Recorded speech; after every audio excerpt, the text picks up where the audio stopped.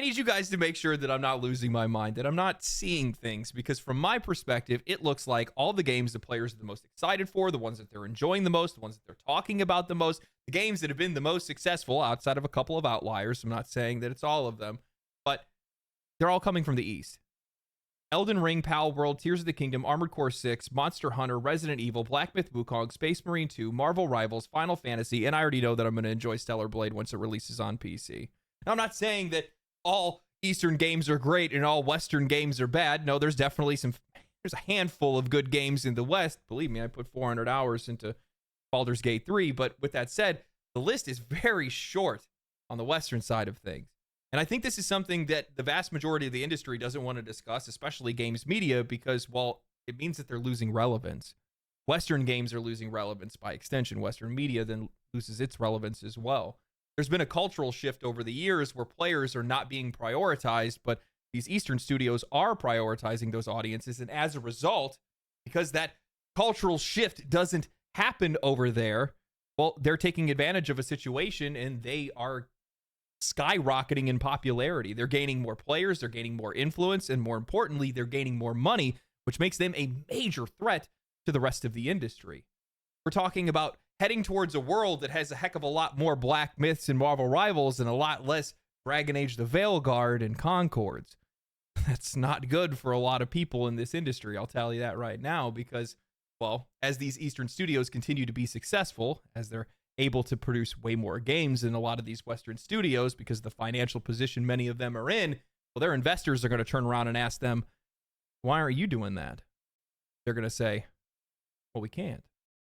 But before we get into that, Monster Hunter Wilds is right around the corner, and with it is coming some of the craziest PC specs I've ever seen required. So you guys could use today's sponsor, Starforge. I've been loving my new PC from Starforge Systems. It's incredibly quiet, sleek, and lightning fast. It's a way better build than I could do myself, and they've got something for everyone. They got Horizon PCs, which are great for your everyday gamer, much more affordable, and just great for a first-time user or even experienced players. You can kick it up a notch, go into their Navigator series that are packed with next-gen components, giving you some truly high-end performance. But if you're a content creator or an enthusiast like me, well, their Voyager series has everything that you're going to need. Starforge has a ton of incredible customization options with PCs inspired by popular games like Terraria and old-school RuneScape, anime like FreeRen, and even their own original designs. And if you really want to customize, they got limited run designs, plate lights, desk mats, and even posters to match your setup. Every PC is hand-built in Austin with premium quality and attention to detail, plus a 2-year parts and labor warranty. Starforge Systems, premium quality, white glove service, and all of it at an accessible price point. Follow the link in the pinned comment or the description below and check out Starforge Systems and find the PC of your dreams. There is a clear divide between games made in the East and those made in the West, and I found myself enjoying more Eastern games more and more, and I know that I'm not alone.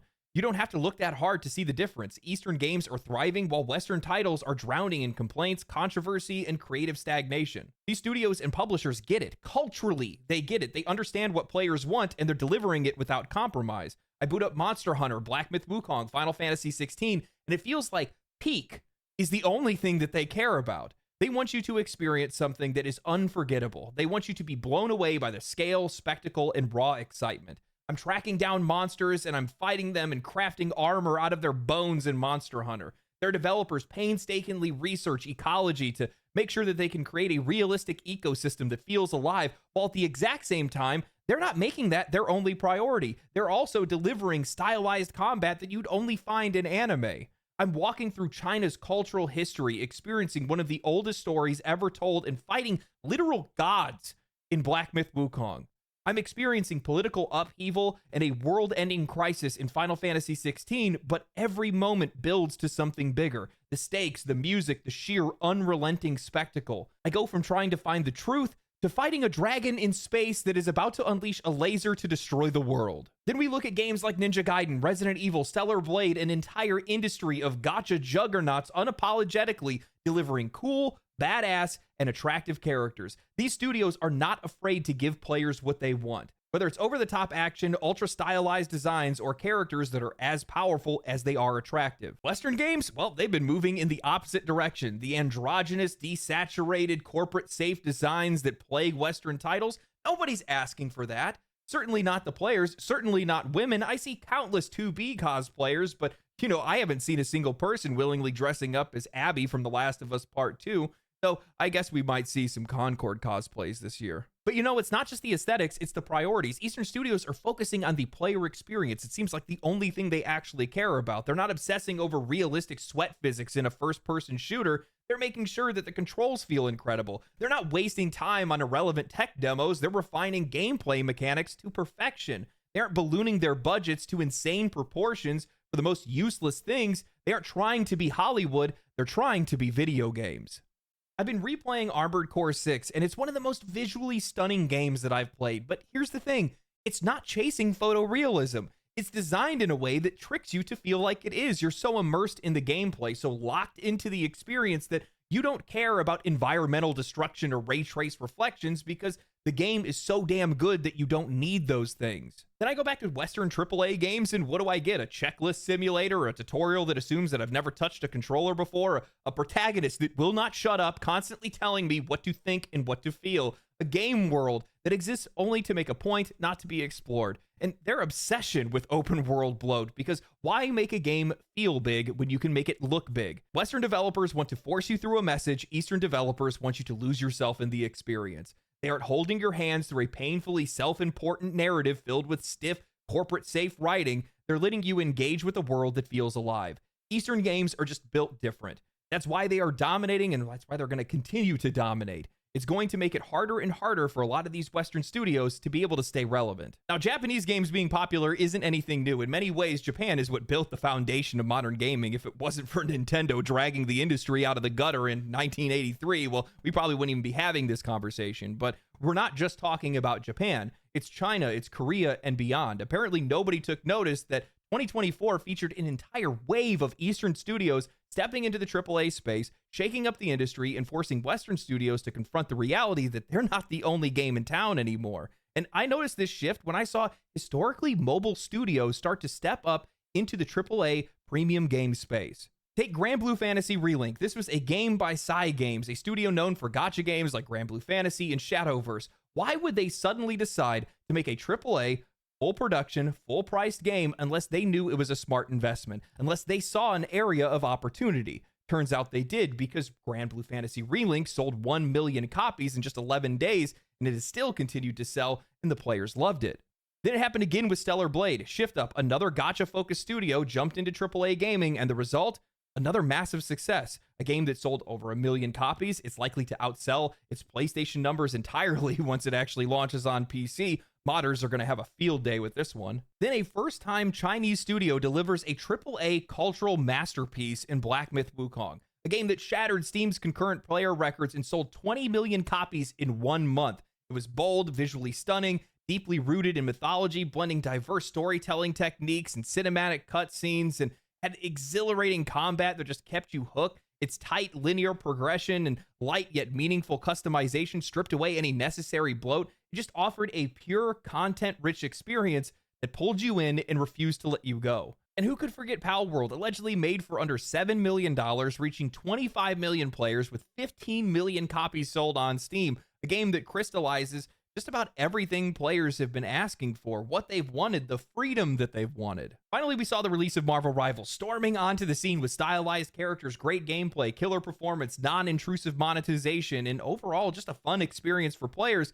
that helped the game reach over 600,000 concurrent players on Steam with over 20 million downloads across all platforms. With the success of these games, the shift is undeniable and it's not slowing down. 2025 is already shaping up to be another massive year for Eastern developers. Monster Hunter Wilds is going to explode, potentially breaking over 1 million concurrent players on Steam. I could easily see it. I mean, Monster Hunter World quintupled engagement across the entire franchise, so there's no telling how far this new entry can go. Players are already excited for Phantom Blade Zero, Wu Chang Fallen Feathers, Light of Motrium, and Tides of Annihilation, all made by Chinese studios stepping up to steal the show. And after seeing all these successes and the engagement that I'm seeing from the players, how excited people are for some of these games that are coming out, I think that Eastern studios have figured out what Western gaming has refused to accept. That the layoffs, the cancellations, the flops aren't because gaming is dying. Players aren't leaving games, they're leaving Western games. They're seeing an industry that's at war with its own audience. They see the greed, the arrogance, and the creative bankruptcy, and they're stepping in to, well, take what Western studios have abandoned.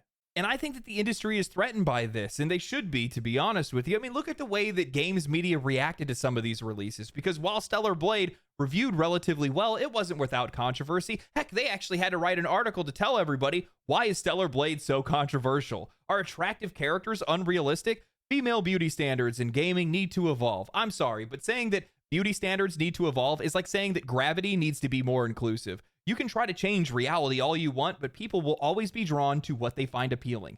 That's it. And then came Black Myth Wukong, and that's when they absolutely lost it. Developers not responding to the accusations that they made up, not responding to their headquarters being vandalized because of the accusations they made, not answering questions about inclusivity in a game about a monkey. That's when it became painfully clear. The industry is terrified of these rising Korean and Chinese studios because they can't control them, so they attack them instead. The only controversy surrounding these games was fabricated by media outlets desperately trying to reinforce their own narrative and their own worldviews. And it became laughably obvious once reviews started rolling in for Black Myth Wukong, with multiple critics slamming the game for a lack of female characters and diversity, not realizing that women played a key role Act 3 and beyond. I brought this up before, I think I showed it off in one of my last videos, but it still blows my mind that Inverse would straight up call anyone who bought the game Chinese nationalists and anti-woke. Let that sink in. Look how detached from reality media has become.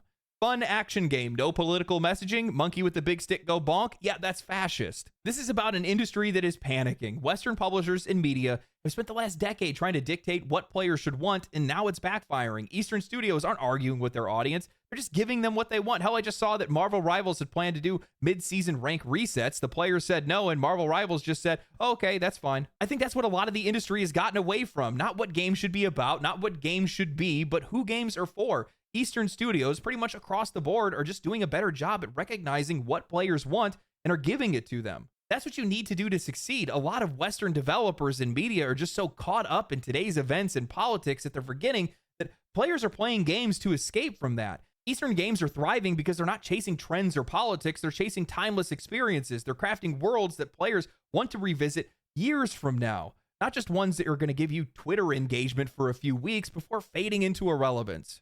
Just the topical nature of Western games is already a death sentence. I was thinking about this the other day, and I'm like, I played Borderlands 3 a few years ago, and the entire time I was playing it, I was like, dude, nobody's going to remember any of these pop culture references, any of these cringe jokes or anything like that, because it was just so modern day. It was so today for that game when it released. And I'm like, people aren't going to remember this stuff. I was thinking about Dragon Age the Veilguard. Do you think 20 years from now, somebody's going to pick up that game and go, what's this about? What are they even talking about in this? Eastern studios have just been so much more consistent. They don't have any of that extra bullshit that's in there. We just see the normal complaints from them. I think that's another thing to think about as well. When you think about some of these Eastern studios, the vast majority of controversy that surrounds them is the normal stuff. Day one performance, patches, expansion content, microtransactions. I want to go back to those days, man. I'm getting sick and tired of talking about some of these issues with some of these Western games. You don't see their developers, their mentally ill developers, going on Twitter and having a meltdown. They keep their politics and their opinions out of their games and out of the public eye, and they just focus on doing their job. They let their games do the talking instead. And oh man, their games are talking. You know, it's been a while since I've done a review. I need to do a review. I've been playing Armored Core 6 again, and it is insane how good that game is. It's absurd how good that game is and how little spotlight it got. The players that loved it, they loved it. The players that don't haven't played it yet. It's so beautiful, but they don't do anything like trying to make sure that I can see my reflection in the visor of an enemy mech or anything like that. They don't waste a bunch of time and money and resources on all these weird fidelity things that just aren't necessary for a game like that. They just make it tight controls, incredible gameplay, really good story. Heck, it's one of the best stories that I've experienced in a game over the last few years, outside of a couple outliers, of course. There's some really good ones that are out there, but 90% of it was from text. Like, it was just a pop-up on screen and a voice, and that was it. No cutscenes or anything like that. It wasn't necessary. They didn't need that because they just focused on it being pure gameplay. And man, is it so good. That's what players want. That's what these Eastern studios have been delivering. No nonsense, all gameplay. Give the players what they need. That's it. That's why they've been succeeding, And that's why so many of these Western games have been failing. Because, you know, I think they got comfortable. They had a stranglehold on the industry. They had more money, more developers, more resources, more experience. But now you have some of these studios that are popping up in some of these other countries that aren't under their influence. A lot of them are really inexperienced, but they got the people to be able to do it. And they're learning pretty quick. Developer tools, the barrier to entry to make a video game is way lower than it's ever been before. And that's a major threat for some of these companies. These companies that forgot how to treat us like customers. And it makes me, I was wondering why Black Myth Wukong and Stellar Blade had this weird, like, anti-Asian, anti-Chinese rhetoric among games media in a lot of different circles. I mean, like, they had the one person that said, you know, if you bought the game or the people that made the game successful were Chinese nationalists and the anti-woke. The reason why they say that is because it's meant to sound evil. It's meant to be disparaging. These countries have a culture that's counter to theirs. They can't let that stand. But these studios aren't just a threat because they counter their culture. They're not just a threat because of the fact that, well, their games are delivering what players want. They're a threat because they have something that the rest of the industry is going to have a real hard time with. They can make games far cheaper and far faster than anybody else in the entire industry. That's going to be a big problem because as they create more games and they overwhelm the rest of the industry, well, the rest of the industry is not going to be competing with them. They're going to be swallowed by them. Now, the rise of Eastern studios isn't just a trend, it's a foundational shift in the industry. What we're seeing right now isn't just one or two breakout hits, it's an entire new wave of studios that's stepping out onto the global stage. And the scary part is, for Western developers, they're only going to get better. Most of these companies are still in their infancy, yet they're already disrupting the market. Game Science, as an example, the developers of Black Myth Wukong, had never made a AAA game before, yet they produced a title that sold 20 million copies for only $43 million. Given the average salaries of shift-up employees, Stellar Blade cost an estimate between $40 to $50 million. Now imagine what these studios can do once they gain some more experience, more funding, and a deeper understanding of the global market. Unlike many of these Western AAA studios, which have been floundering despite decades of experience, these new developers aren't starting with bad habits. They're building up from a lean, focused, and player-driven approach.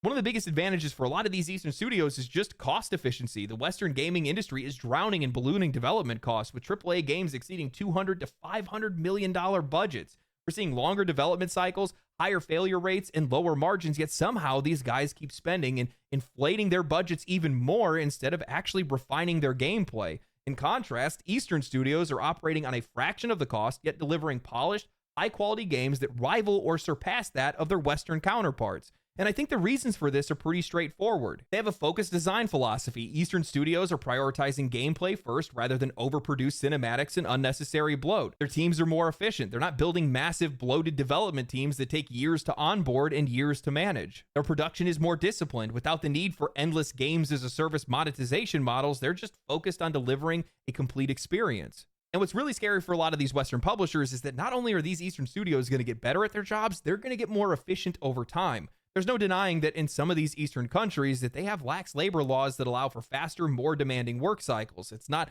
a good thing from an ethical standpoint, but it's an advantage when it comes to pure production output.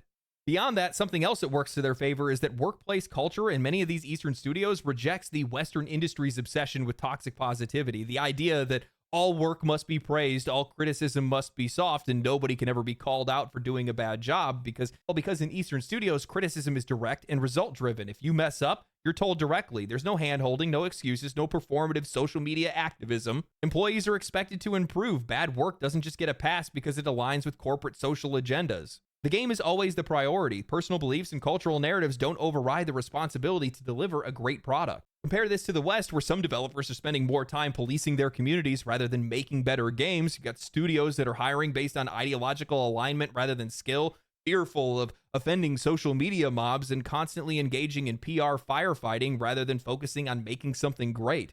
Eastern developers don't have that problem. There's another huge advantage that these Chinese studios have in particular, and it's access to one of the largest gaming markets on the planet, while Western studios don't.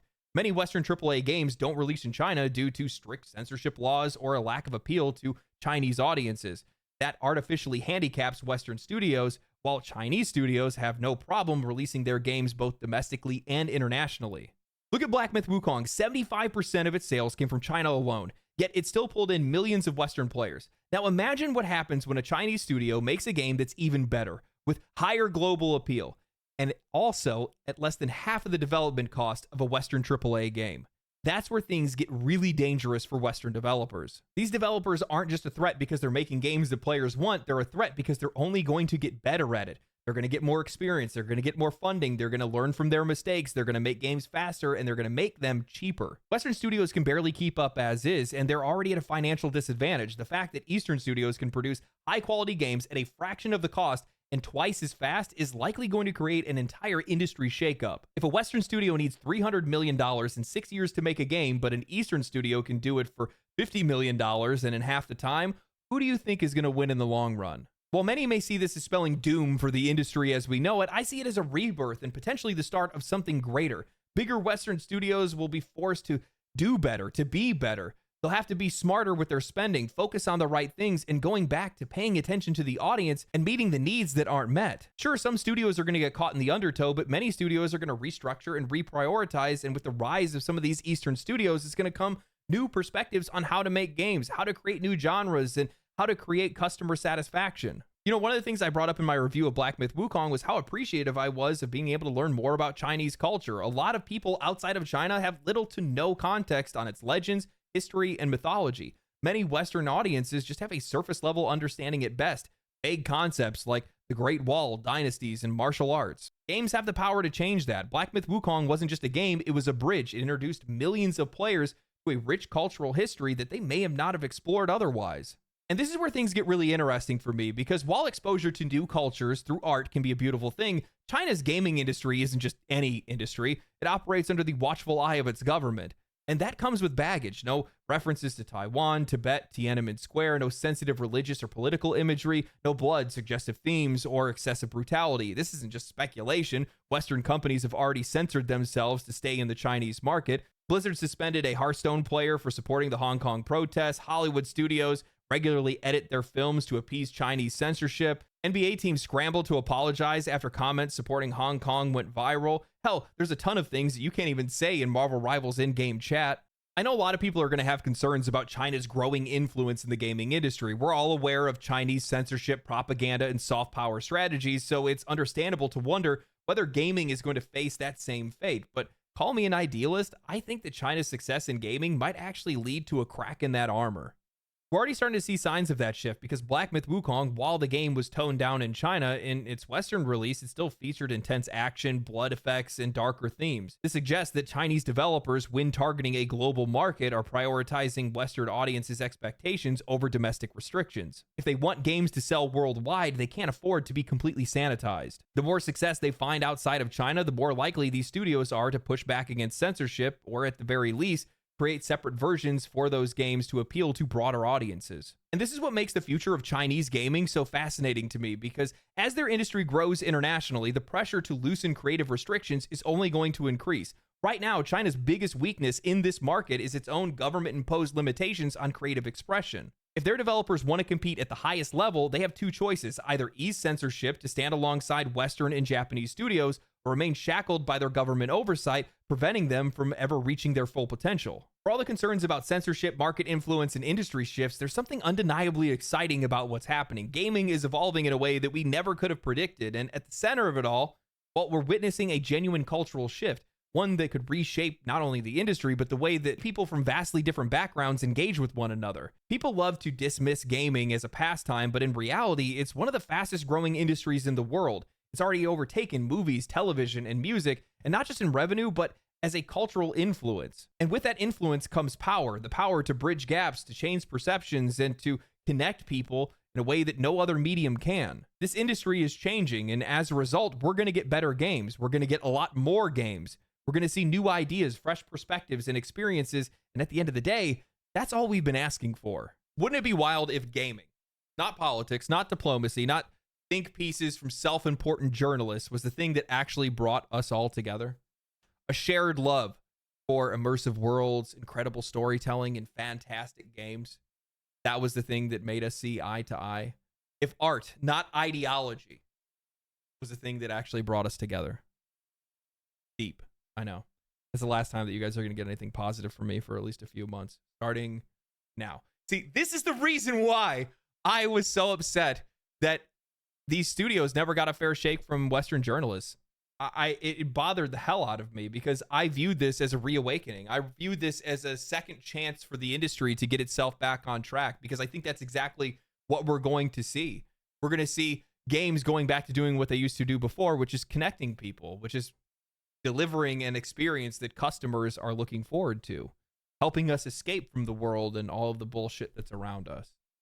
And honestly, there's so many good things that can come from this. I feel like I've only scratched the surface of some of it. If you think about it on a much broader scale, if you have all these companies that are out there, all these Eastern studios, especially if we're looking at like China and stuff like that, they're going to be able to make games faster, cheaper. We're probably going to get games cheaper because they're going to flood the market.